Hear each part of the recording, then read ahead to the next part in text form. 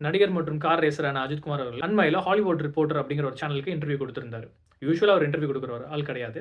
But ரீசென்ட்டா அவர் வந்துட்டு car ரேசிங்ல ரொம்ப ஆக்டிவா இருக்கவும், அத ப்ரமோட் பண்ற விதமா தான் இந்த இன்டர்வியூ இருந்துச்சுன்னு பார்க்கலாம். ஏதோ ஒரு காரணமா நடுவுல கரூர் ஸ்டாம்பேட் பத்தின விஷயங்கள பேசி, அது ரொம்ப அவர டிஸ்டர்ப் செஞ்சதாகவும், அதிலிருந்து சில விஷயங்கள அவர் கருத்தா எடுத்து முன்னாடி வச்சாரு. நெறைய கட்சிங்க கேட்டுட்டு, அவர் எங்களுக்கு சாதகமா தான் பேசியிருக்காரு, அவர எதிர்த்து பேசியிருக்காரு. ஒவ்வொரு கட்சிக்காரங்களும் அவங்களுக்கு ஏத்த மாரி அத டீகோட் பண்ணி, அவங்களுக்கு சாதகமா அத பேச ஆரம்பிச்சுட்டாங்க. இத கேட்டுட்டே இருந்த அஜித்குமார் அவர்கள் 1 வாரம் காலம் கழிச்சு, ரங்கராஜ் பாண்டே அவர்களுக்கு ஃபோன்லயே இன்டர்வியூ குடுத்திருக்காரு. அதுல அவர் கிளியரா திருப்பி சொல்ட்டாரு. இங்க பாருங்க நான் பேசினது வந்துட்டு எல்லாரும் தப்பா புரிஞ்சுக்கிறாங்க. நான் யாருக்கு சாதகமாவும் பேசல, யாருக்கு எதிர்ப்பாவும் இதுல நான் பேசல. நான் சொன்ன கருத்த வந்துட்டு சரிவர புரிஞ்சுக்கோங்க அப்படின்னு சொல்லியிருக்காரு. அப்படி அவர் என்னதான்ப்பா அதுல சொல்லியிருக்காரு அப்படின்னு பார்த்தீங்கன்னா, நான் அதுல முக்கியமான 3 விஷயங்கள வந்துட்டு இப்ப நான் சொல்றேன். விஷயம் எல்லாரும் வந்துட்டு உரிமை, உரிமைன்னு பேசுறோம். ஆனா எத்தன பேர் இதுல கடமைய பத்தி யோசிச்சு பார்க்குறோம் அப்படின்னு சொல்லியிருக்காரு. அப்படின்னா என்ன? இப்போ ஹாஸ்பிட்டல் எடுத்துக்கோங்க. அதில நான் ஒரு டாக்டரா இருக்கேன். நான் ஒழுங்கா என் பேஷண்ட்ட பார்த்தா, அந்த இடத்துல எந்த தப்பும் நடக்க போறதில்ல. இன்ஜினியரா இருக்கேன். பிரிட்ஜ் கட்டிட்டு இருக்கேன். சரிவர எல்லா வேலைகளையும் செஞ்சா, அந்த பிரிட்ஜ் தரமா இருக்க போகுது.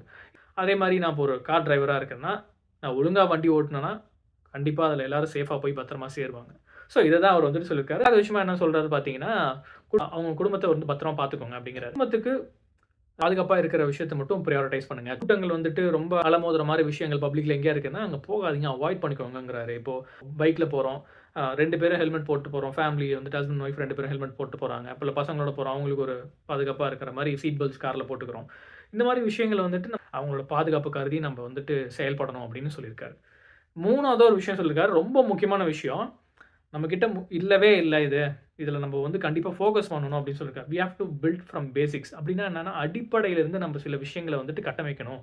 அப்பனா தான் ஒரு தலைமுறை கழிச்சாவது நம்ம சமுதாயம் வந்துட்டு சரியா இருக்கும் அப்படிங்கிறாரு.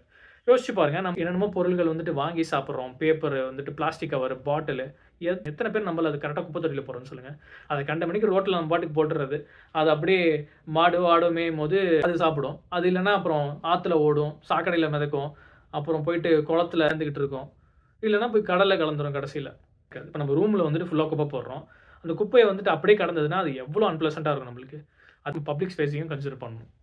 இப்போ 2 லேன் இருக்கிற ரோட்ல வந்துட்டு வண்டி போச்சுன்னா 2 லேன் 2 வண்டி போயிட்டு அதுக்கு பின்னாடி அடுக்கு அடுக்கு பின்னாடி வந்துட்டு இருக்கணும். பட் அந்த மாரியா நம்ம ஊர்ல வண்டி ஓட்டணும் யோசிச்சு பாருங்க. 2 லேன் இருக்குன்னா, அதுல 5 வண்டி அப்படியே வரிசையா அப்படியே ஒண்ணுக்கு ஒண்ணு சைடுல அப்படியே போயிட்டே இருக்கணும். 2 லேன் தாங்க இருக்குது. 5 வண்டி போயின்னு இருக்குது அந்த இடத்துல. ஸ்பீட் லிமிட் ஒழுங்கா ஃபாலோ பண்றோமான்னு தெரியல. கியூ சிஸ்டம் இருந்ததுன்னா, அந்த கியூல ஒழுங்கா நிக்கிறோமான்னு சரியா தெரியல.